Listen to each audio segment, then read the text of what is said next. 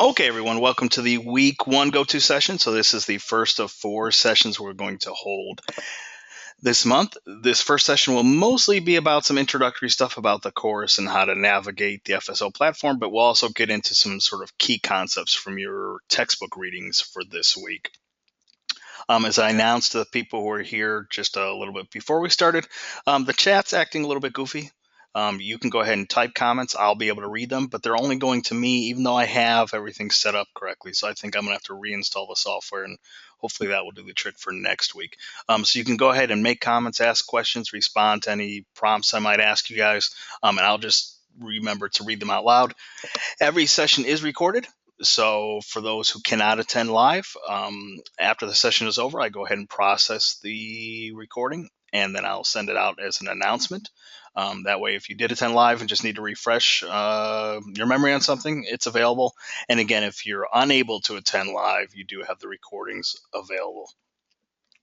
Okay, let's go ahead and get started. First of all, welcome to Creative Presentation. This should be your first class at Full Sail. I assume most of you are taking this for the very first time. Occasionally we get people who are retaking the course, but I think most of you should probably be first timers. Am I right about that?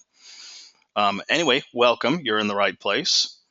This is Creative Presentation. So this month we're going to teach basics about how to create effective presentations, because a lot of people come in thinking they know what presentations are, right? You just open up PowerPoint or a similar program like Keynote, which is kind of Mac's version of PowerPoint, or some other presentation tool like Prezi, which is an online presentation software.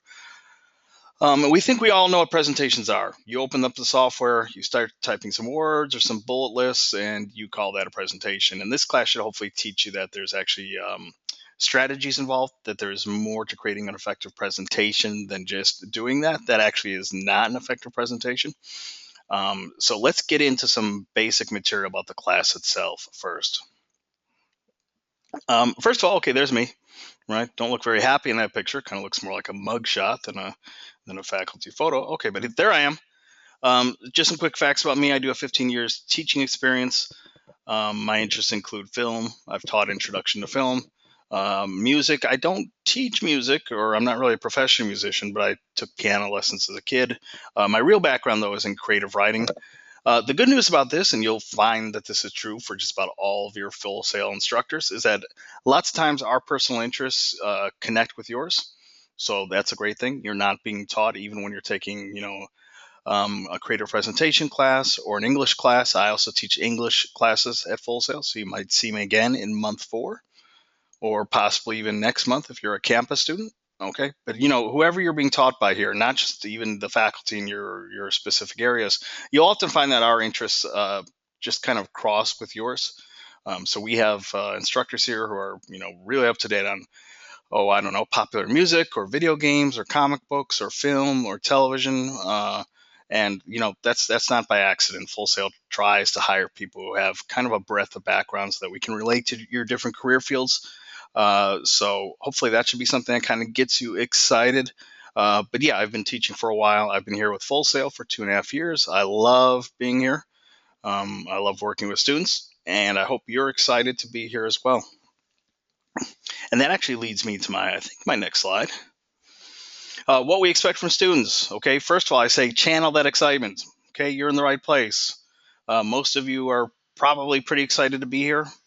If you want, you can go ahead in the chat and type what your area of study is here. We get music production people, recording arts, graphic design, show production, game design, game art, mobile app design. See, Justin is game design, Kenyon recording arts, Manny creative writing, Christian cinematography. Okay, we're pretty well represented right now. Tyler's asking, are we supposed to be hearing audio right now? I'm going to go ahead and type something in the chat, because if Tyler can't hear me, he won't hear my answer. Yes, you should be hearing me. I'm typing. Tyler, you might need to, I'm going to go ahead and type this in the chat as well. You might need to leave and re-enter the room.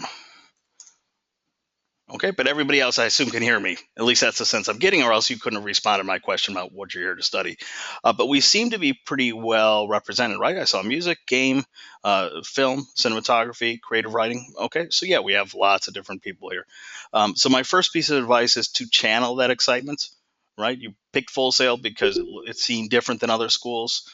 Um, I mean, it's a challenge. Classes move fast here, and all classes have pretty serious requirements. Like we don't just rubber stamp people with grades the way that some schools do. It's a challenging environment, but hopefully you should be excited about that because that's why you chose to come here. So yeah, channel that excitement, use it, stay positive. It's an online class, and I realize that online classes may be new to some people. But really, okay, there are positives to being in the classroom, and I enjoy being in the classroom too. But I've come to love online teaching. I mean, there's so many benefits, not just because I can speak to people from wherever they are, like I'm sitting here in Florida right now, but some of you might be in other places. So, where are people sitting right now? I had a person from Alaska earlier this afternoon. So that's cool, right? We can reach out and get to students no matter where they live, even internationally. On the other hand, I would say that online learning also, you could actually have more contact with your instructor online than you typically would in the classroom. I mean, typically my experience has been in the classroom. Yes, you see the students face to face, and that's a benefit. But you don't hear as much of them once class is over. Like if they have a question, they might ask you after class, but if not, they just shuffle out of the room and you don't see them again. But online classes sort of force you to stay in contact with the instructor. Not everybody takes that offer, but a lot do. So, in addition to channeling your excitement, make sure that you stay in contact with me. Ask me questions whenever you have them. If anytime you're feeling confused, let me know. Okay, because it's pretty important that we get off on the right foot here. And actually, I'm going to switch away from the presentation for just a second, and you should see the FSO platform. Okay, so there's our class. There's me. Um, a couple things I just want to note. If you need to send me a message, try to do so using this envelope icon up here. Okay. Let me see if I can blow that up. Okay, this guy right here. Because when you do so, then the message goes directly to me and the envelope icon lights up and I say, oh, there's a message waiting. Um, there is the option under any of these activities to leave comments for me. That's okay too, but the problem is that I literally get anything that's left as a comment gets sent to this area, the little notification area, which is symbolized by this bell. And I literally get notifications anytime you do anything. So if you sneeze, I get a notification. If you clear your throat, I get a notification.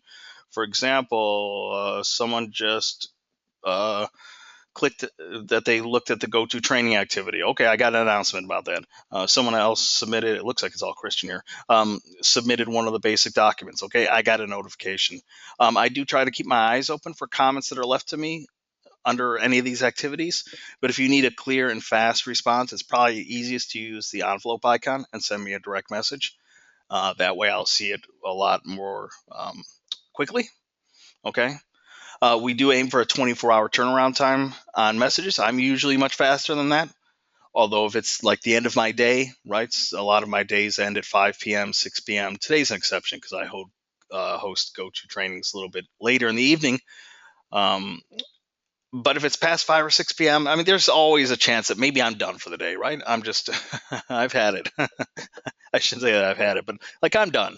Maybe I just got through a ton of grading. Maybe, my day's finished. So I might not get back to you until the next morning, but we do aim for a 24-hour turnaround time.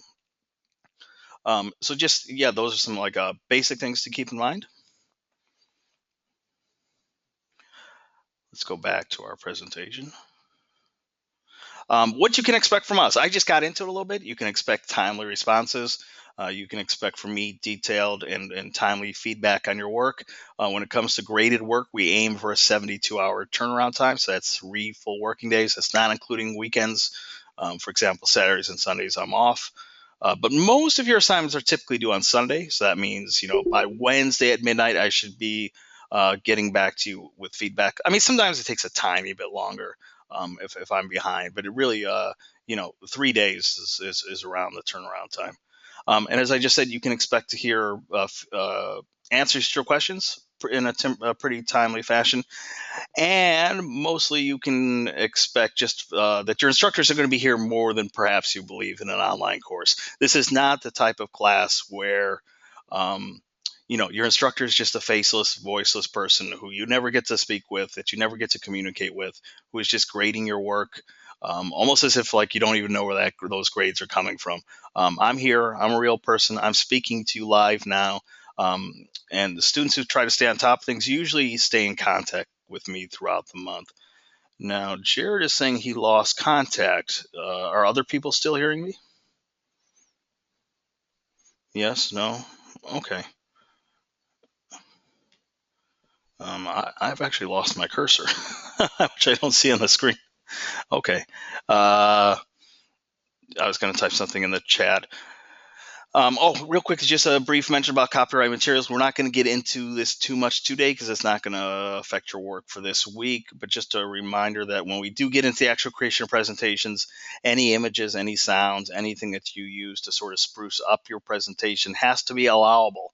Okay, so again, we'll get into that more in coming weeks. I'll just throw out that reminder now. So we're not just Googling images and taking whatever we find. We're not using copyrighted music. So we're not having Rihanna or Taylor Swift playing in the background of our work. Okay.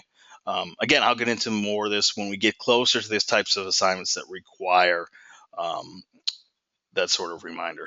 Manny says, with everything due on Sunday and you being off Saturday and Sunday, if we have a trouble with the assignment over the weekend, what do we do? Okay, good question. You go ahead and send me a message. I'm pretty good. I always check for messages at least once on Saturday, once on Sunday, because I'm aware that people might have some last minute questions. So yeah, don't worry. I'm not going to leave you hanging. Although this past weekend was kind of crazy because I actually moved into a new house, so I was out of contact without basic services but that's pretty rare. Okay, most weekends I'm in contact. Okay, I realize some people might have questions.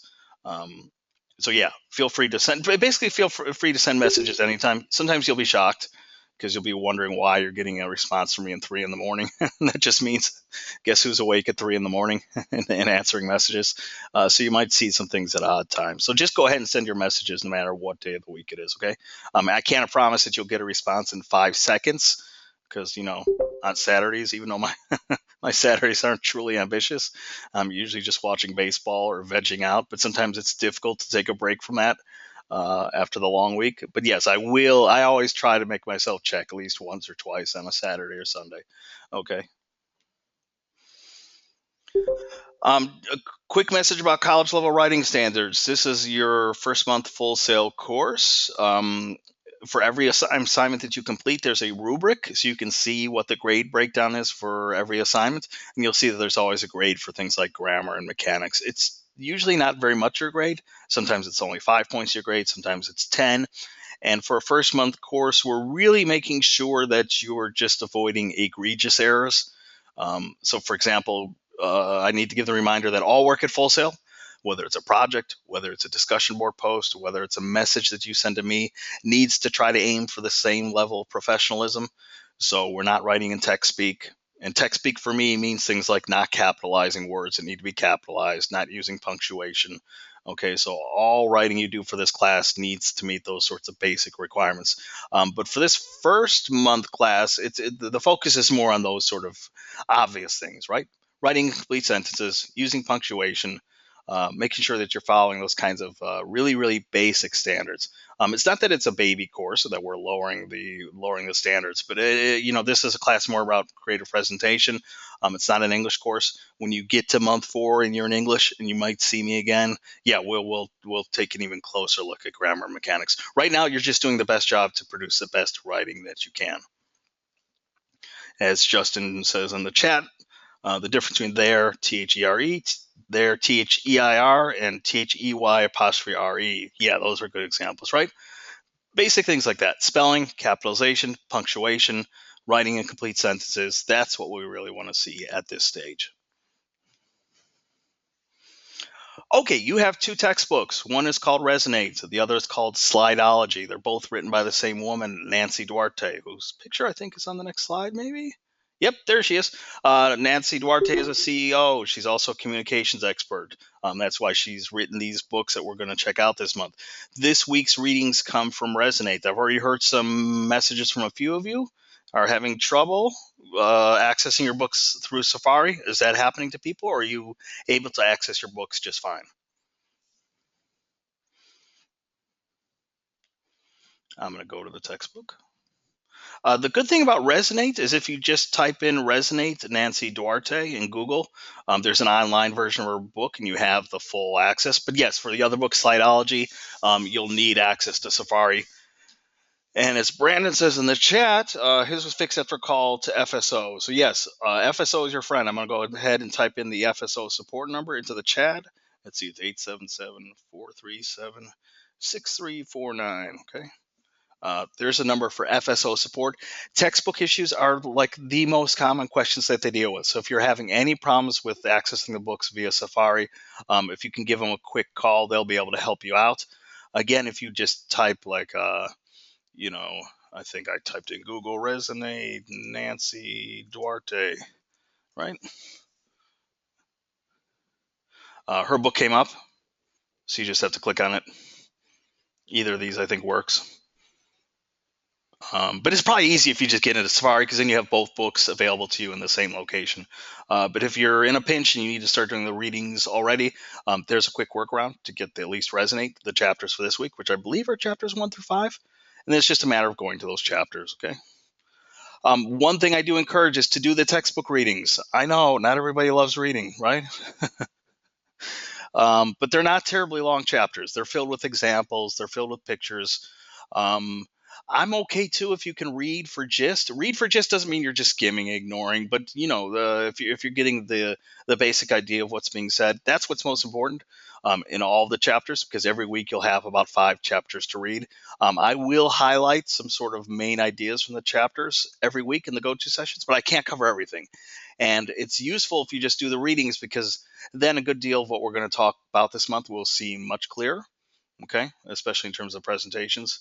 And if I go through these chapters, right, like here's a bunch of pictures, okay, you have some interactive things.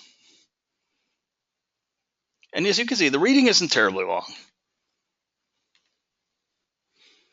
So yeah, my first piece of advice is to do the readings because it will, again, don't just just don't count on my recaps every week to cover everything because I'll typically go through things a lot more quickly than I do in the textbook. And the textbook also repeats things, not ad nauseum, but it does repeat key concepts in chapter to chapter. So they really sort of hit home. Even if you can read for gist, now again, not skim, not race your way through it, but at least reading so you get the basics of what's being said in each chapter. That should be a huge benefit. Jared saying is chapters 1 through 4. I might have that wrong. I always forget. So chapters 1 through 4 or 1 through 5. Okay, if it's 1 through 4, then that's even less reading. Manny's saying, does Safari Books work on a tablet? That's a good question. I have no idea. Maybe someone else can have an answer. I honestly don't know. Where was I? Oh, okay. So textbooks. Justin says negative. So Justin, you know for a fact it doesn't work on a tablet. He says he likes real computers. There's a good point there, Justin. I really encourage people not to be doing the majority of their work on tablets or smartphones. Typically, when I do see lots of things handed in, that looks odd, like things aren't capitalized or sentences are smashed together because there's not enough spaces between. When you reach the end of a sentence, you do put a period. You're supposed to hit your space bar twice and then begin typing a new sentence. Lots of times, all those weird things or those smashed together elements or just the lack of proofreading occurs because people are working on a tablet or a smartphone. I realize it's 2015. I realize that I'm old, so I'm like clueless and completely lost without my MacBook Pro. I just don't feel comfortable without a full keyboard and a computer. But I realize that world is changing. But there really is a benefit from working on a laptop or a desktop computer. I think it just results in better work. And in theory, you're supposed to only be enrolled in Full Sail if you have a fully functioning computer. I don't know if they allow tablets to qualify that, but my understanding was you have like a working PC. What am I missing in the chat? It just says try being an entry level student at the ripe age of 34. Okay. Yeah, we have. That's not old, but yeah, we have students. Some are fresh out of high school.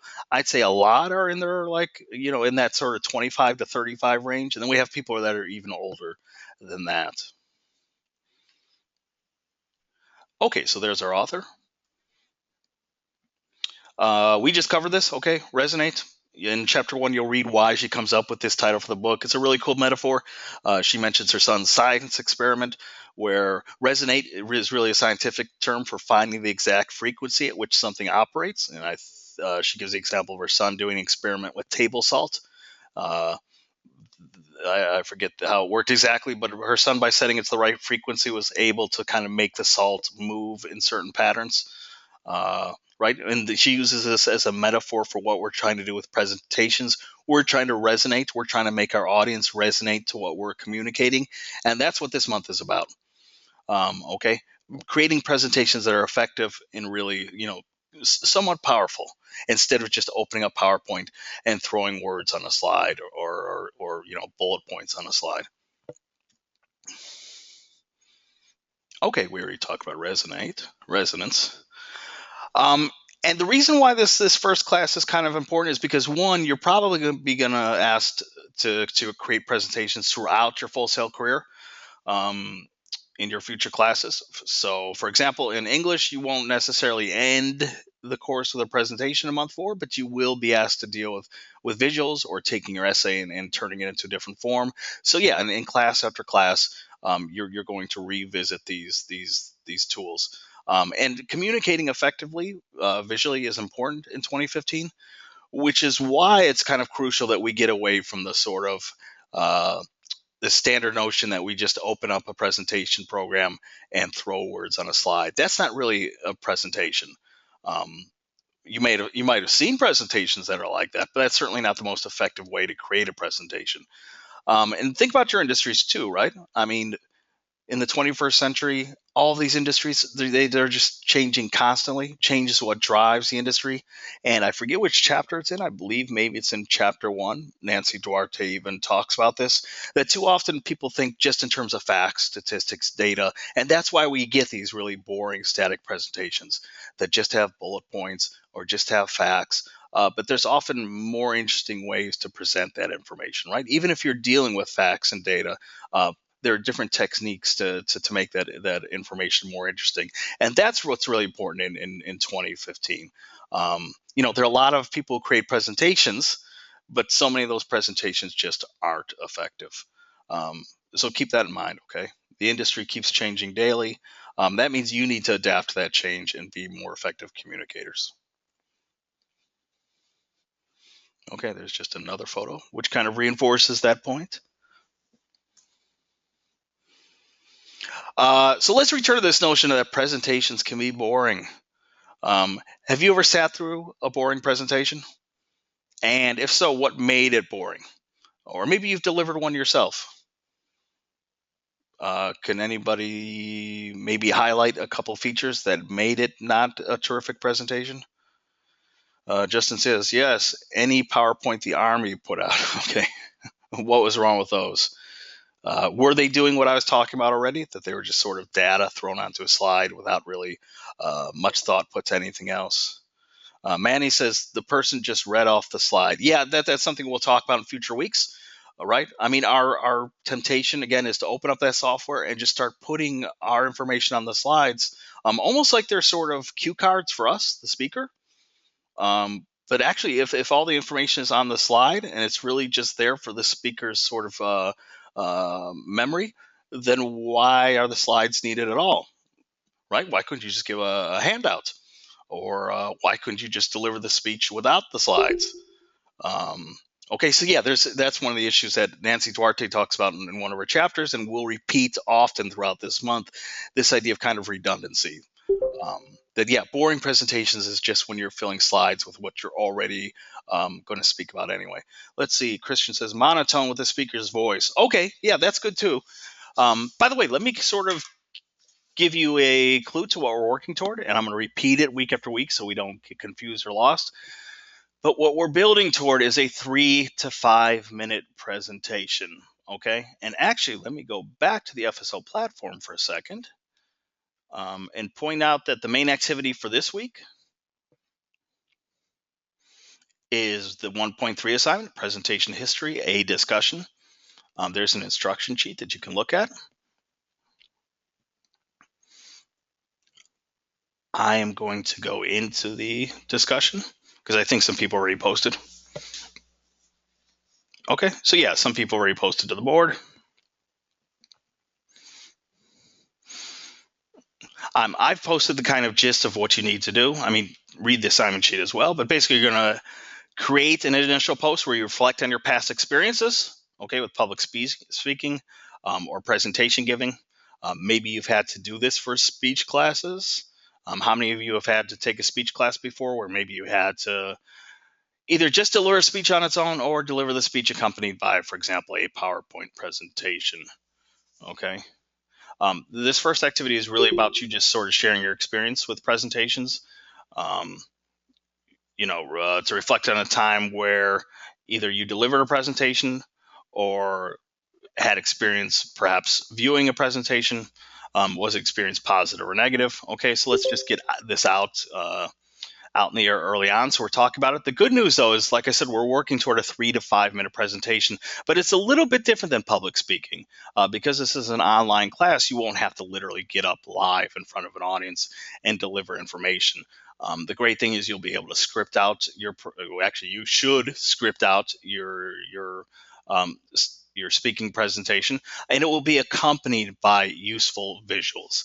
And that's what we'll be talking about all month, is how to sort of create an effective presentation and complement it with visuals, rather than just, again, opening up a presentation and throwing all your information on slides and then you're just sort of reading or rehashing or summarizing what's on the slides. This 3 to 5 minute presentation is really pretty basic. You're going to imagine yourself 2 years in the future as a recent graduate of Full Sail University, and your 3 to 5 minute presentation will be aimed at prospective employers. Whether you want to imagine a very, very specific employer, like a video game company or a record label, that's fine. Or you could just think of it in general, that you're speaking to employers. Maybe you're thinking that, I don't know, you're at a job fair and you're speaking to a whole range of employers. It doesn't matter. The important thing is that you're imagining yourself 2 years in the future, and you're basically giving a presentation about yourself, who you are, what your values are, what your skills are, what you can bring to the table, what you've accomplished, what you plan to accomplish. Okay, it's pretty open-ended in terms of what you can cover. It's just you're going to be crafting a 3 to 5 minute focused presentation that would be effective in terms of introducing yourself to a prospective employer. That's it. Okay, 3 to 5 minutes. It's not terribly long. And hopefully by the end of the month, we'll cover sort of the basics about what makes effective visuals, what makes effective public speaking, and you'll be able to sort of knock that out of the ballpark. So today we're just getting into that. Let me see if I missed any other comments in the chat. Manny said the person just read off the slide. Someone else mentioned, Christian said monotone with the speaker's voice. Okay, so that's an issue too, right? And again, the good thing here is because your presentation, what we're working toward, you'll be able to script, and you should script, and you'll be able to record it to perfection and just have it accompany helpful visuals. But that means you can get things just right. So you won't be umming and like I am now, or instituting or stumbling here and there, or fumbling over the right words, because you can plan out everything in advance and then deliver it the way you want to, including the quality of your voice. So that's one good thing. Okay, so I do want people to share their experiences in the first discussion with giving presentations or sharing experiences public speaking. But one thing you can sort of take a deep breath about right now is this is not that kind of class. Okay, you won't be delivering speeches in real time. You won't have to do it live. You'll actually be able to plan and prepare and produce the best and most polished presentation you can. So the ball is really in your court, which I think is a great thing. Kenyon says the presenter made himself seem better than everyone else. Wow, that sounds terrible. We'll actually get into issues of that today as well, about where you're supposed to be putting a priority. The speaker is not supposed to be the star of the presentation. Tyler says his audio is working now. Okay, good. And if you miss anything, This session is recorded for you to watch afterward. Jared says something about opening statement, mission statement. I'm not sure what he means by that. That's a question, but I'm not sure what the question is. Okay, so yeah, there's a discussion. This is like the main activity for this week. So make sure that you do read the instructions for that. Actually, let me go back and you see if I can get to the instruction sheet really quickly.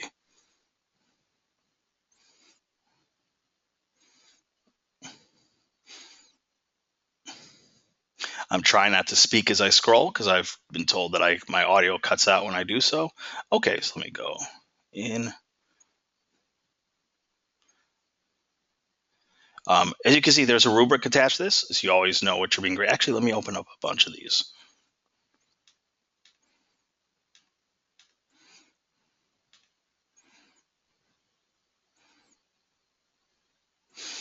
Okay, so here's the assignment sheet itself. Make sure that you read through this on your own because it explains exactly what you need to do.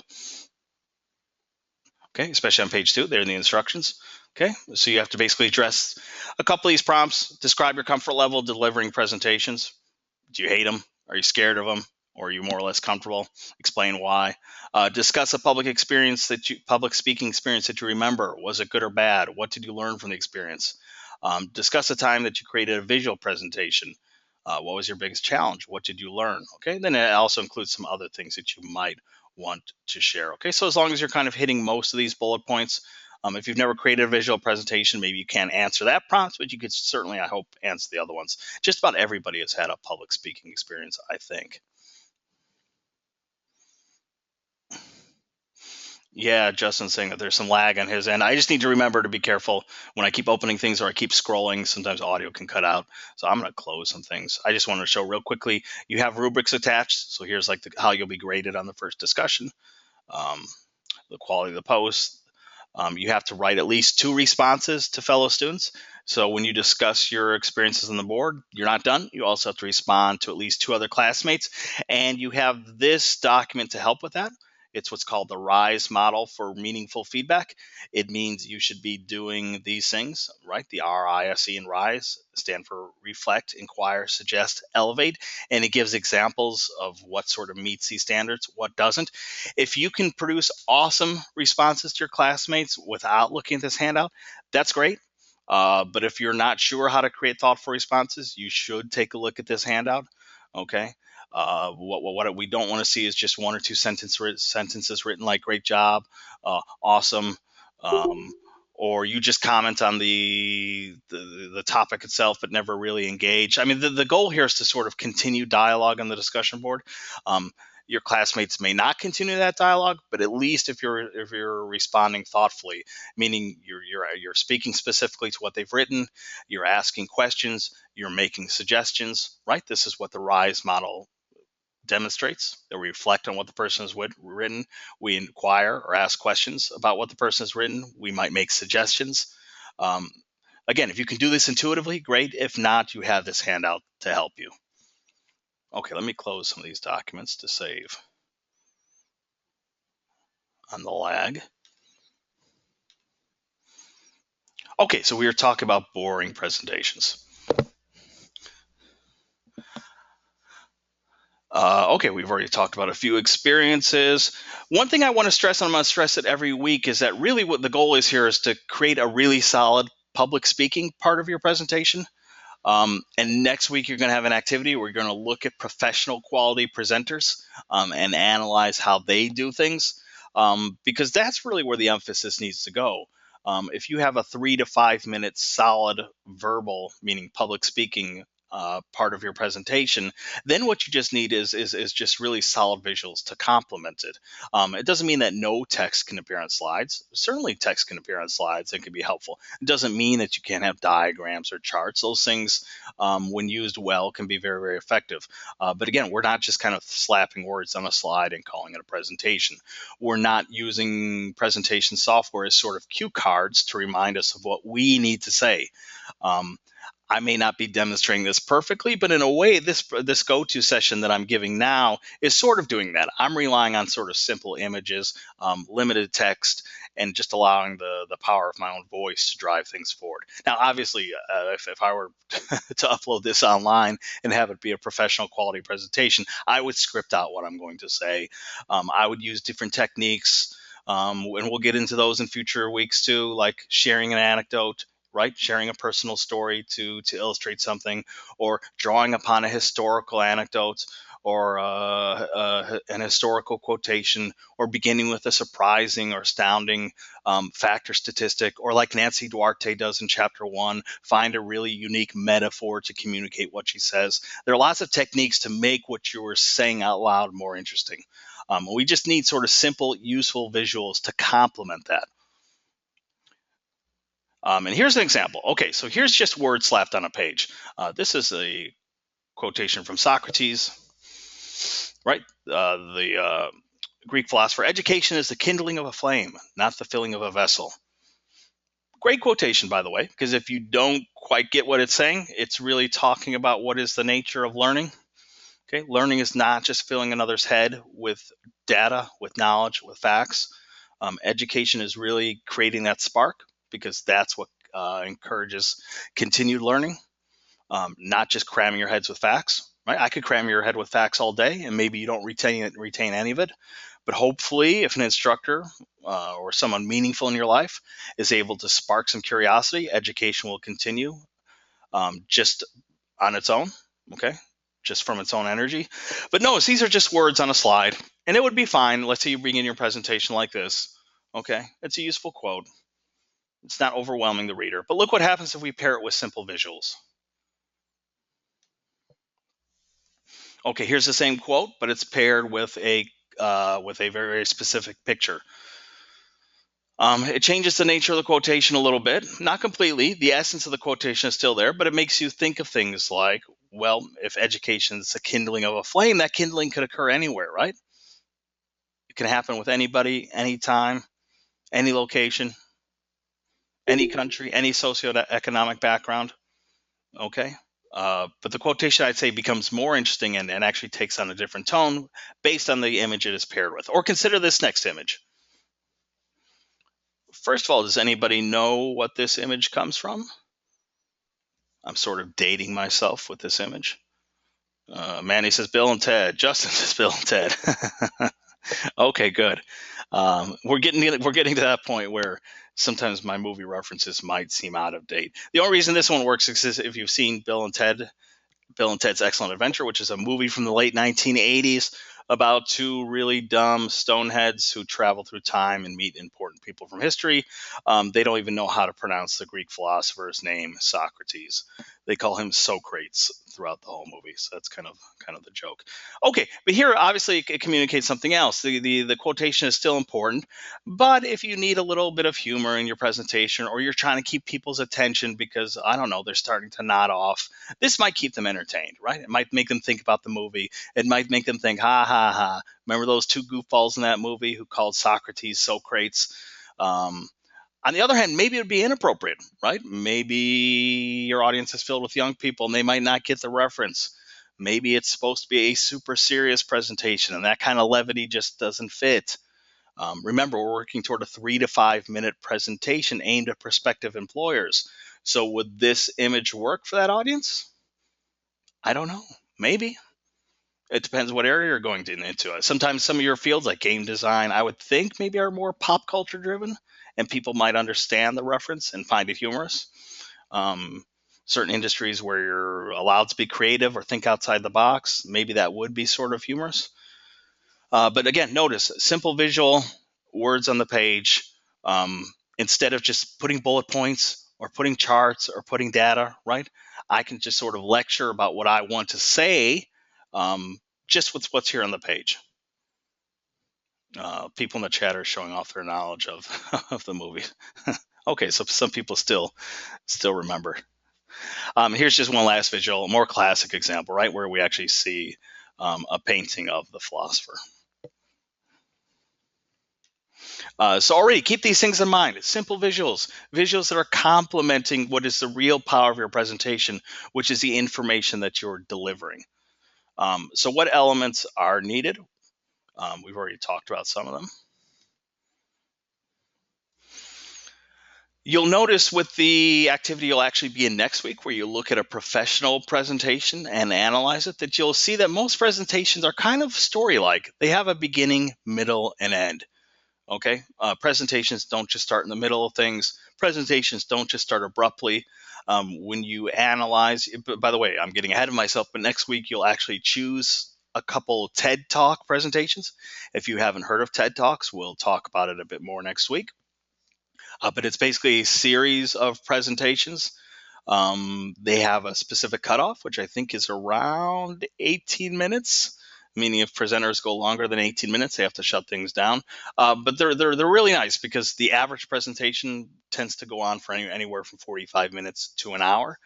TED Talks are great because they get leaders from the tech world, from the world of the arts, from just about any area you can think of, and they deliver these short, typically 10 to 14-minute presentations. So they're long enough that you can get something useful out of them, but they're short enough that you don't feel like you're just spending endless amount of time listening to someone speak. But one thing to look for next week is to notice, most of those presenters do have a clear beginning, middle, and end. For example, just as stories have a beginning, presentations can have a beginning, and there are different techniques you can use. I've already mentioned some of them, beginning with a story, beginning with a personal anecdote, beginning with an example from history, beginning with a metaphor or a unique comparison. Then there's the middle of your presentation, which is like the heart, the meat of your presentation. It doesn't mean that you still can't use those strategies we've talked about, as a way to sort of vary the presentation and make sure that it's not just an endless data dump. And usually there's some sort of ending as well. Okay, so you might return to that personal anecdote that you started off with, or you might use another story to close things out, or you might make a reference to a different historical anecdote, or you might find a different powerful quotation to end on. But basically, most presentations have a clear beginning, middle, and end.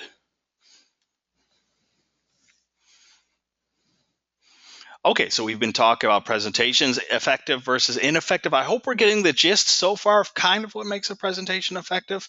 I would say that, today presentations are effective when you can really use your unique skills to communicate information. Okay, the slides can only do so much for you. Um, the slides are there sort of as a compliment. The slides are there as sort of something that helps just not put the full attention on you. But the real star of the presentation is you and what you bring to it. And like I said, too often people mistake ineffective presentations, which I often have described as just opening a program and throwing words on a slide. That's ineffective.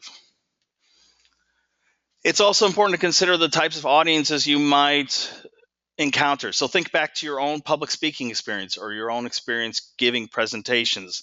What kind of audiences have you encountered? Have you had friendly audiences? Apathetic, which means sort of neither here nor there. They're kind of bored. They kind of would rather be anywhere else, but where they are, right there. Uninformed. Or outright hostile. Um, what have you most encountered within your previous public speaking or presentation experience? Usually, when people take speech classes, I don't know, it tends to be maybe in the middle there, apathetic, uninformed.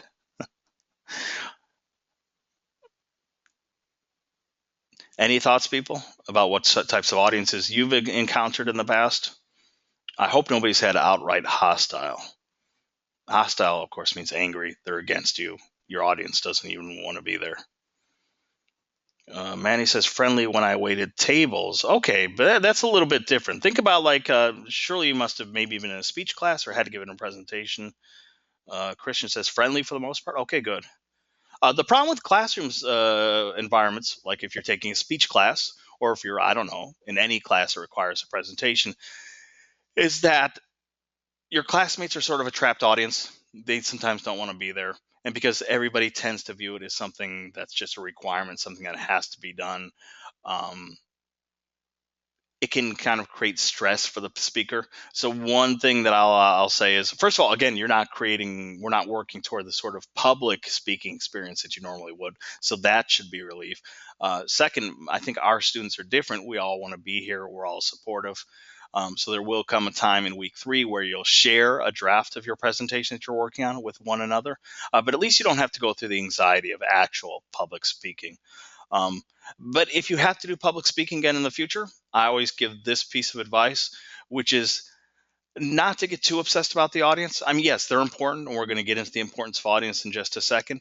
Um, but it's easy to get thrown when your audience isn't paying attention or when they seem like they're bored out of their minds. Don't take that personally. There could be a lot of reasons for why they feel that way. And it's difficult to communicate, but eventually you'll just find your confidence when it comes to public speaking. Um, so like I love stepping in front of a classroom. I like appearing on stage, but that's just because I don't know, because I'm so old.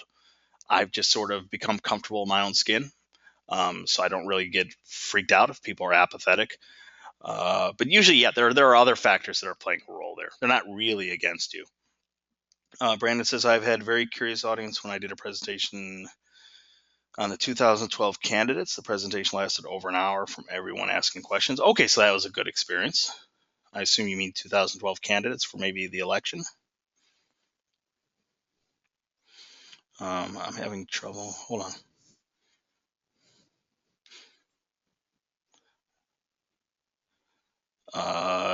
Justin says giving presentations about basic concepts as a refresher was always met with an audience more than happy to give you a hard time while you were just trying to get it over with. Yeah, that seems to describe lots of people's experiences. And again, don't let those shape your future experiences. Okay. More times than not, you'll actually find that you probably have a pretty supportive audience. It's just in high school and maybe the early years of college that, again, when you have that trapped audience, it can seem like they're against you. But most audiences are actually incredibly generous and they don't want to see the public speaker struggle or fail. So that's another important thing to keep in mind. Okay, just let me kind of race through this stuff because I don't want to keep people past an hour. After an hour, I know that I tend to lose my audience. A couple other things Duarte mentions. First of all, she mentions this concept of the hero. Okay, the hero is not the speaker of the presentation. I forget who said it earlier. Maybe it was Manny, maybe someone else who said that the speaker was kind of full of himself or thought he was better than his audience. That's not good. Okay, the real audience, Nancy Duarte says, is your audience. It doesn't mean that they're a hero like. That you want to turn your audience into people who can slay dragons or defeat evil lords. No, it just means that you're putting your audience first. Everything you do is tailored for the audience. Everything you do is supposed to make the audience excited. So if we think about the presentation you're building toward, that 3 to 5 minute presentation toward prospective employers, you sort of want to make those employers excited about the notion of having you work for them. Okay. That's what it's about. That's what that means by making them the hero, not you. It doesn't mean that as a public speaker you can't have your own style. It doesn't mean that in small doses, things like humor, things like maybe a unique presentation style can't be effective. But yeah, if you're making yourself the sort of rock star of the performance and it's all about you, you have to be careful because then it can become accidentally a sort of exercise in narcissism rather than effective communication. Back to that picture we saw of Bill and Ted's Excellent Adventure, that might be great for an icebreaker or just to make people smile real briefly or make sure that they're staying awake. But if every slide was just me making jokes and pop culture references, then that would be making the presentation more about me than about who's truly important, which is our audience. One of the things to keep in mind is how do you relate to your audience? So you might already be thinking about ways that you can relate to your audience members by thinking of who they are. Again, you hopefully, even though you're just learning your fields, still you might know more about game design or music production or film than I do. So you might anticipate the needs of such an audience and what they might be most receptive to, and really tailor things for their benefit. Okay, and there's a little note there. Designing a presentation without an audience in mind is like writing a love letter and addressing it to whom it may concern. That's important because I'm also going to repeat throughout the entire month that one of the biggest recommendations I make, not just for presentations, but for anything that you do, is to step outside of your shoes and put yourself in the perspective of someone who is not you. For example, I just finished teaching creative presentation for July. Lots of people did just fine. A lot of people learned a lot. But yeah, early in the draft stages of the presentation, I saw slides that didn't quite make sense or information that didn't quite make sense. And it was because the student, the presenter, was thinking too much in her head. The ideas that were clear in her mind made complete sense to her because, of course, all ideas in our heads make sense to us. But do they make sense on the page? Do they make sense when spoken aloud? Do they make sense when even minimal information appears on a slide? A good way to test that out is to always step outside of yourself and not look at your presentation from your perspective. Because again, everything's going to make sense to you. So that's another thing about sort of creating this paradigm shift where we look at things from the audience's perspective, not just your perspective. Okay, here's a slide that just reminds ourselves of the hero. The audience is the hero. Okay, they're the ones who we put first, not ourselves. And lastly, Nancy Duarte mentions this idea that what our job really is as presenters is being a mentor. Okay, we're sort of leading our audience down the path we want them to go through. And if we're putting ourselves in their shoes, we should just naturally step into the role of the mentor. And I realize at this stage, it all sort of sounds sort of highfalutin. It might sound all sort of disconnected, but hopefully in the coming weeks, you'll see how this is true, especially when you get feedback from me on certain assignments. But that's our job, okay? We're sort of like a mentor or a guide.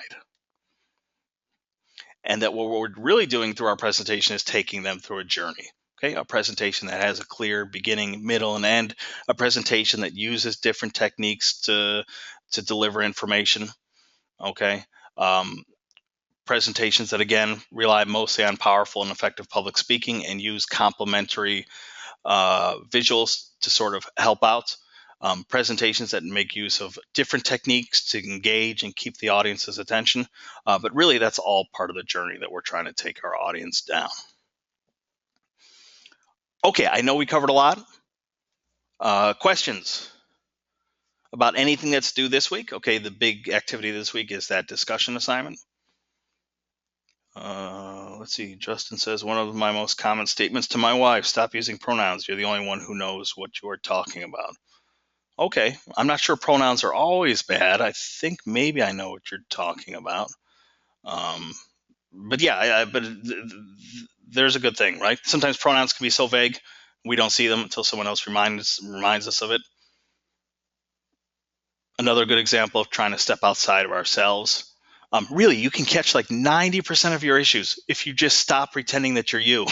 I say it to my English students all the time. Okay, you're not you. Imagine that you just came across your paper lying on, I don't know, a cafeteria table. You don't know the person, you don't know the class that they're in. Can you pick it up and make sense out of it? You should be able to. Same thing with your presentations. Even if that presentation isn't designed for you, true, it should be tailored to a specific audience, but still, like to anybody who just accidentally walked in to the wrong session or the wrong room, like they should understand what you're saying. And it's easy to catch those mistakes if you step outside of yourself. Okay. Manny says, is the one in the 1.4 assignment, can we pick any TED Talk? Okay, good. I think, yeah, that's a good question because I might have messed up and forgotten to talk about the 1.4 assignment. Okay, yeah, good. Manny, thanks for bringing this up. I had in my head this was next week, but actually it's this week. Okay, let's talk about it. Yeah, the TED Talk stuff I mentioned, it's this week. I apologize. There have been some changes to the course. Last week it was something that was due in week 2.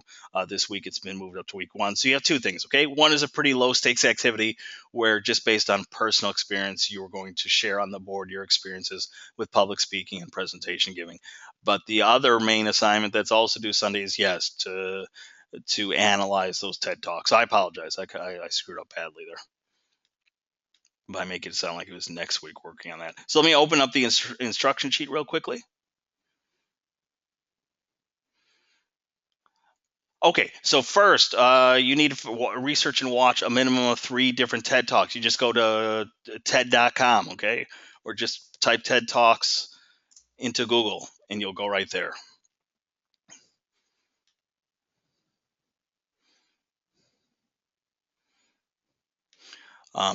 You'll watch a minimum of 3 different TED Talks and basically answer the question, what makes the presentation effective, creative, captivating, or inspiring?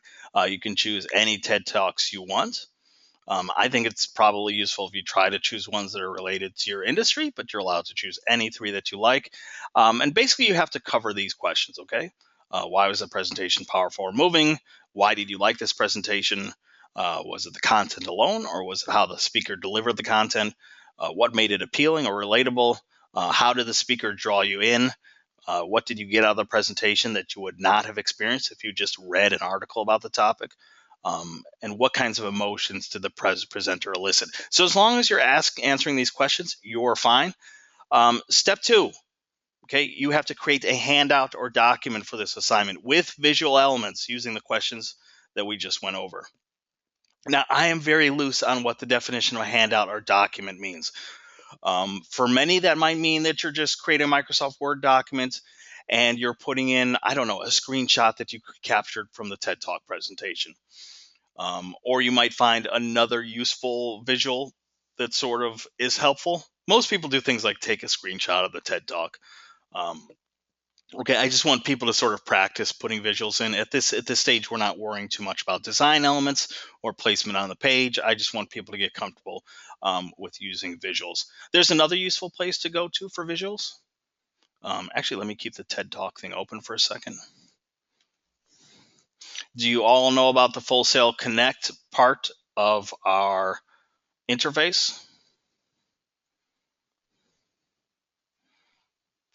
Tyler says, is the handout we'll be creating limited to one page? No, there's no limit on the page length. Okay. Tyler says, any tips on how to look at it from someone else's point of view? I know I tend to get lost in my own thoughts frequently. Yeah, that's a good question. I'm again, my basic advice is just to pretend that you're not you. You should be able to pick up on things that would make sense to you, but not to another. If you have trouble doing that, I would recruit someone else. Like if you have a friend or family member who can give you an honest read, not just read and say, "Oh, it looks great to me." That could be helpful if you really have trouble. But usually, if you truly put yourself in the shoes of a complete stranger, you can see everything from confusing sentences to just ideas that aren't clearly on the page. Okay, so we're in Full Sail Connect. By the way, I was on the main page there, right? And if you go to the left, there's a little library icon. You have this really neat tool. If you go to the research databases, it's called the AP Images Collection. The good thing about this is all allowable images. Remember, no copyrighted material should be appearing. So we're not going to Google and just grabbing images because we don't know if those images are allowable or not. But AP Images has a pretty good collection. So you might find your TED Talk presenter actually mentioned. So like I did one, I'm about to post to the board an example of one that I looked at by Susan Cain. I don't know if she'll appear or not.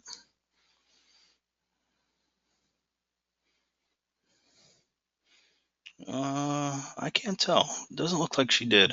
But you can also use AP Images to search for other things. Like let's say you're looking at a TED Talk that relates to game design. So, you can look for things like video games.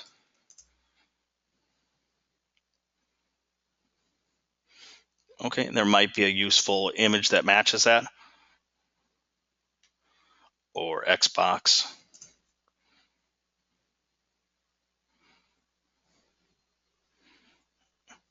Okay, so AP Images through the Full Sail Connect section of the research databases area of the Full Sail library is a useful place to go. But at this stage, I don't want to make it more complicated than it sounds. The most important things is to answer these questions for each of the 3 TED Talks that you chose. Okay, and the TED Talks again aren't terribly long; they'll probably be between 10 and 14 minutes. And you just have to analyze what's making them effective presentations, and then create a single handout or document. Okay, so the person who asks, can it be more than one page? It will probably be more than one page because in order to analyze 3 different TED Talks, you'll need that. And listen, some people are super ambitious. I shouldn't say super ambitious. Some people will create like PowerPoints. Some people will use Prezi, which is an online presentation tool. Some people will use like the templates you have in Microsoft Word. There are some templates for pamphlets. There are some templates for brochures, right? I just want you to play around with visual elements at this stage. So that means bringing in a picture or two or a screenshot of the TED Talk. That's fine. If you want to try out the different kind of visual elements that are available to you through whatever tool you're using, that's fine. The most important thing though at this stage is to be answering these questions. Okay, and I know that sounds really, really open-ended and loose, but it's sort of, I don't want to make it sound like it's a low stakes assignment, because it is a pretty serious assignment. But mostly, I'm interested in this material here, like how careful and how thoughtful your analyses of the presentations are, and then you just have fun creating a handout or document, okay, through whatever tool you want to use. Tyler says, so we will be using one handout for all three TED Talks, not three separate handouts. That's my thinking. If you create three separate handouts, if that's the way you want to do it, that's fine too. Okay. So step one is basically answering these questions. Step two is putting it in the form of something that passes for a handout or a document that has some sort of visual element. And step three is you conclude your assignment with your personal list of 10 qualities, techniques, or presentation skills that made the presentations you watched inspiring, captivating, or creative. Okay. So step three here is sort of overall. You've watched 3 TED Talks. What are your 10 takeaways? Like, what are 10 things that you would say are important qualities or techniques or skills that are sort of that you see in common with effective presentations? Maybe it's sharing personal experiences. Maybe it's modulating your voice. Maybe it's using humor. Maybe it's, I don't know. I'm not going to keep listing things because then you'll just take whatever I say. But you should have 10 takeaways at the end. So yeah, it's again, it's not a terribly difficult assignment. It probably does take time. You'll have to spend at least probably 45 minutes watching 3 different TED Talks and then carefully analyzing what makes them successful. But as long as you can do so in a handout or document and then conclude with your own sort of personal top 10 list, you should be fine. Manny says, do the 10 takeaways have to be different from talk to talk? No, these should be 10 takeaways overall. You've watched 3 TED Talks. What are 10 things that you've learned? Okay. So it's basically you're coming up with 10 things that apply to all 3, really.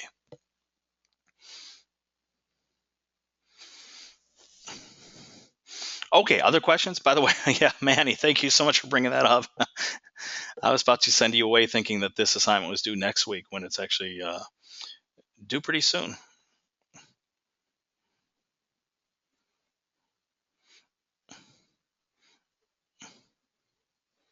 But any other questions about things that are due this week, things that we've covered in this session, the gist of what we're working toward this month, and the gist of what we're already talking about in terms of effective versus ineffective presentations?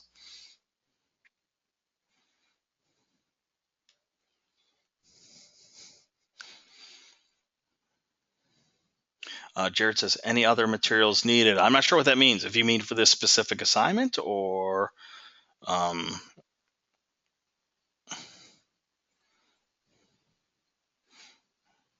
in general. Okay. Yeah, I'm not sure what the question's asking. Are you thinking of something, Jared, in terms of like what other materials you're possibly thinking of?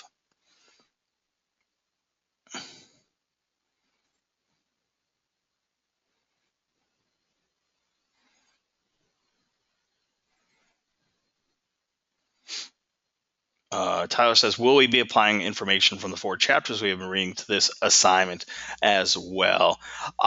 Yes, and in a sort of roundabout way, sure. I mean, the information you'll be reading is a lot of the stuff that I've kind of gone over today, which is putting your audience first, in general, what makes effective presentations versus ineffective presentations. So yeah, that can help inform your understanding of this assignment. And I will say that there is a score on the rubric. I usually don't grade it too heavily because um, not every student does a great job. But yes, if you can tie your information back to the concepts you've been reading about, that's super awesome. Um, so yes, it does have a connection. Tyler says, so we won't necessarily be expected to utilize everything for the chapters, but it would be a good time to practice some of the techniques. Yeah, and in general, I think the chapters are going to keep Resonate sort of gives you the big picture information about presentations in general. Slideology is more the nuts and bolts of what you should actually be doing in your slides or in your presentation software. Um, Yeah, this first week you probably won't be practicing them that much unless you want to show off when you create your handout or document that you can already put some of the concepts in play. It'll be more important really when we get into the actual drafting your presentation, which occurs closer to week 3. Jared says, like, I've signed up for online for the library Connect. We have a lot of resources. Are there any others we could get a heads up on? Uh, the AP images over in the Full Sail library is useful. When it comes presentation time, there's another nifty thing. Let me see if I can bring it up quickly. Okay, so library, research database. Oh, you have lynda.com. This is a general source that you have access to for free now as a Full Sail student. It has lots of tutorials on just about anything under the sun. I don't have specific ones that I can recommend to you right now, but they're probably actually there should be tutorials that for example, might teach specific pieces of software. Um, I can't remember the name of it, but there should be some tutorials on effective presentations. So if you ever want to just for fun study some tutorials, there's this in the research databases. There's this database, Westar Music. This is a good place to get free generic sort of music files. So if you need music playing in the background of your presentation, normally you would have to pay for these music samples. They're sort of, I don't know, not elevator music, but they're sort of generic music tracks, not like copyrighted music tracks. Normally you'd have to purchase them, but you have a database of more than 10,000 musical elements that you can use, as well as sound effects. That's pretty awesome. I've had lots of students use that for different presentations because I have to be the mean instructor and say, no, you can't use that Rihanna song. No, you can't use that Jay-Z song. But there are sort of acceptable options, just like with images. Here are some music files. So yeah, there's a lot of cool things to check out if you keep exploring. Okay, Brandon says, are there any more recommended reading materials besides the textbooks for class? Not really, Brandon. Resonate and Slidology covers just about everything you need to know for this class. Again, if for fun you want to check out lynda.com and look through all the different tutorials there, they have tutorials on everything from individual software programs to bigger picture concepts like, you know, how to effectively deliver presentations, how to effectively be a decent public speaker, things like that. But really, the 2 textbooks is all you're going to need for this class. Okay, for people who are more or less comfortable with what we've gone over, you are free to leave and enjoy the rest of your evening.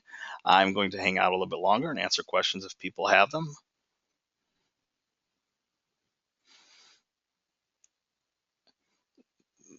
Thank you, Justin. We'll see you next week too. It's at the same time. Okay, same bat time, same bat channel. That's another dated reference.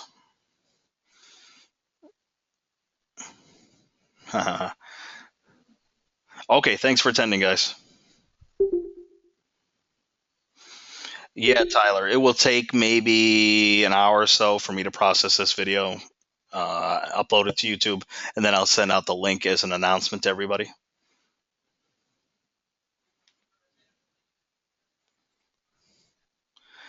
And I'm going to stop the recording now.